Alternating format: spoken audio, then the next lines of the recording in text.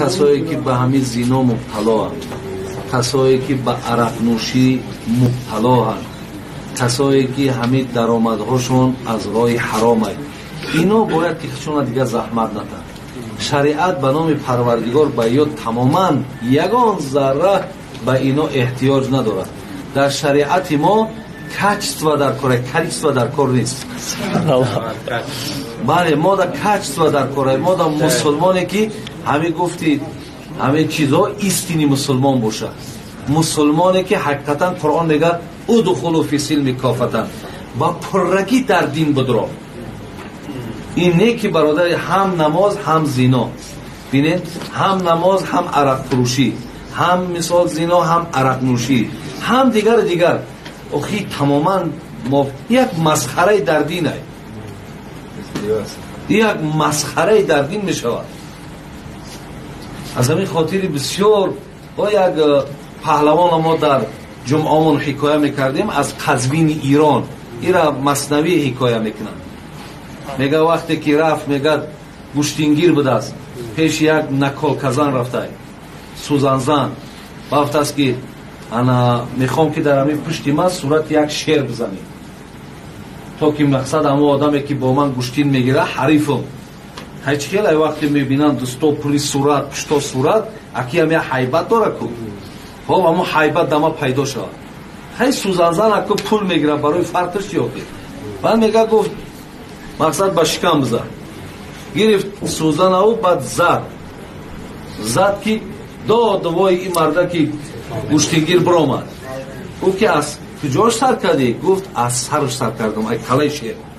گفت که ترکش که گفت شیر به کلا میشه دیگه جاش بگیری. هی که با سوزن باز زد دیگه از کجاش سر کردی؟ گفت ای دنبش ای گفت شیر به دنبا میشه ای دیگه جا بگیر. همین هر گل میزنه ای پشتش شیر به پشت میشه، ای شکم شیر به شکم میشه. بعد میگه سوزنزن دید که نه مقصدی دمه. بعد میگه بر زمین زد سوزن آندم اوستا، گفت در عالم کسی را این فتاد، شیر بیگوش و سر و اشکم کی دید، این چون این شیر خدا کی آفرید. خب این مقصد ای یکمشی خیلی شیرها نیست. بعد گفت چون نداری طاقتی سوزن زدن، از چونین شیری جیان پستم مزن. وقتی طاقتی سوزن نداری ای شیر گب نزد، یعنی طاقت دین نداری، طاقت اسلام نداری. مثلا مقصد شمیه ایتری نزن مثال جرجی که من مسلمانم. مسلمان کسیه که تمام فرموده خدا در تابع می شود. برای او برادری عزیز حرام ها حرام های، حلال ها حلال های.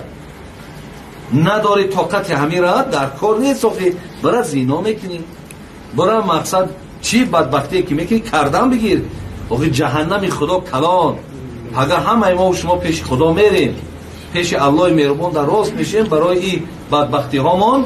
ببین 4 میگه انسان روز قیامت قدمش از قبرش میگه یک قدم زدن نمیتواند تا 4 سوال جواب نگه. یکی از امونو چیه؟ یک من عمری فیم افنا، خدا میپرسش چند سال حیات دادم؟ 60 سال یا 70 سال یا 50 سال. فیم افنا، عمرت در چی صرف کردی؟ این سوال ای برادر. این قسم به بزرگی خدا این منظره میشود، این فرموده ای، این یکان انکدوت نیست. فیم افنا، عمر در چی صرف کردی؟